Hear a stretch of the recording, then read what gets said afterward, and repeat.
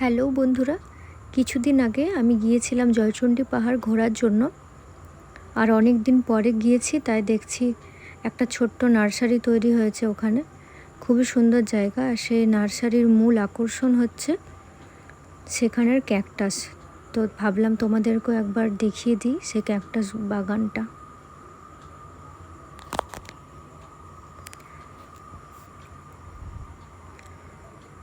ভীষণ সুন্দর সুন্দর ক্যাকটাস এখানে রয়েছে।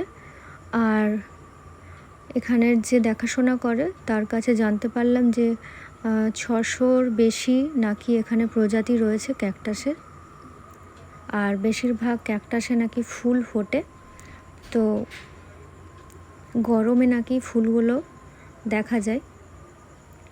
আমরা যে সময় গিয়েছিলাম সে সময় ফুল ছিল না।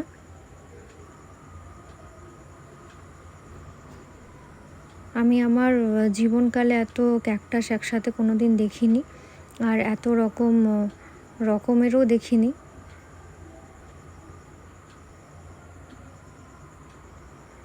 যাই হোক, যারা গাছ ভালোবাসে তাদের জন্য একটা বিশেষ আকর্ষণের এখানে বিক্রিও করা হয় ক্যাকটাসগুলো। মানে এত কালারফুল ক্যাকটাস ছিল ওখানে, ইয়েলো, রেড, পিঙ্ক, সব রকম কালারের ক্যাকটাস আমি দেখলাম। ছোটোর থেকে শুরু করে বড় সাইজের অনেক রকম ক্যাকটাস, নানা রকম। আমাদের পুরুলিয়া ডিস্ট্রিক্টে নাকি এটা নাকি প্রথম যে ক্যাকটাসের এত ভ্যারাইটিস এর কাছে রয়েছে। তোমরা চাইলে আসতে পারো রঘুনাথপুরে। জয়চণ্ডী পাহাড়ের পাশে এই নার্সারিটা, খুবই সুন্দর একটা জায়গা। তো হ্যাঁ, এখানে ক্যাকটাসগুলো ভিজিট করার জন্য এরা 10 টাকা করে চার্জ নেয়। 10 টাকাটা অবশ্য দেওয়াই যায়, কারণ এতগুলো ক্যাকটাস একসঙ্গে দেখার জন্য 10 টাকাটা খুব সামান্য। আর ক্যাকটাস ছাড়াও এখানে কিন্তু নানা রকম ফুল পাওয়া যায়, ফুলের গাছ, যেমন গোলাপ, পদ্মর কিন্তু অনেক রকম কালেকশন আছে এনাদের কাছে। আর গোলাপেরও অনেক রকম কালার আছে, তোমরা চাইলে এসে নিতে পারো। তাছাড়া এখানে পাখিও পাওয়া যায়, ছোট ছোট লাভবার্ডগুলো হয় যেগুলো, সেগুলো এখানে সেল করা হয়।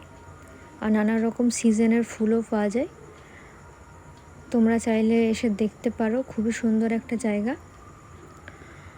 আমি তো বলবো রঘুনাথপুর, আদ্রা, আশেপাশে যত মানুষজন আছে সবাই একবার চাইলে ভিজিট করতে পারো।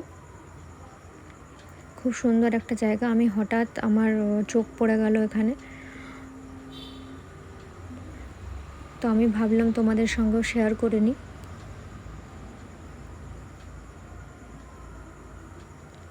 ভিডিওটা সবার ভালো লাগলে লাইক করো, কমেন্ট করো, সাবস্ক্রাইব করো।